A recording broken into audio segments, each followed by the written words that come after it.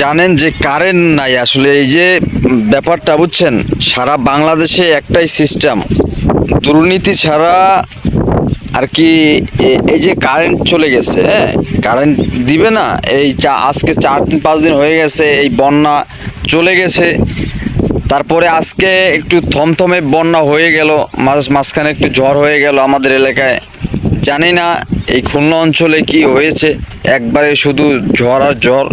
বাতাসের তীব্রতা তো আওয়াজ কিছু শুনতে পাচ্ছেন না, দয়া করে না শুনলেও ওই এক মুক্তিযোদ্ধা গেছে আর কি আপনার ওই ইয়াতে বিদ্যুৎ অফিসে, যে উনি বলতেছে যে 4-5 দিন হয়ে গেছে মানুষের বিচ্ছিন্ন অবস্থা, নেটওয়ার্ক যে অবস্থা, মানুষের সাথে কথা বলবে, আত্মীয় স্বজন যারা আছে তারা কোথায় কি আছে কীভাবে আছে তারা যে একটু খোঁজখবর রাখবে।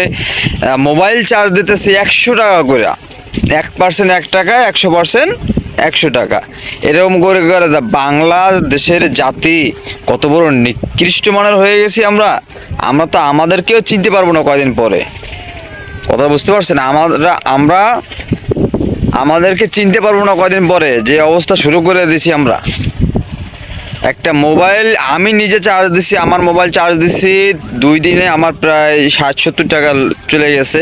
চার্জ দেওয়া লাগে কারণ আমাদের এখানে পরিবেশ এবং অন্যান্য জায়গার পরিবেশ এটা মেনটেন করে তারপরে ভিডিও আপলোড দিতে হয়। আমি একটা কন্টেন্ট ক্রিয়েটার, ইউটিউবার, যেহেতু আপনাদের ভালোবাসার মানুষ, সেহেতু অবশ্যই আমার মানে আমার ব্যক্তিগতভাবে যত ফুটেজ আছে সেটা তো দেই।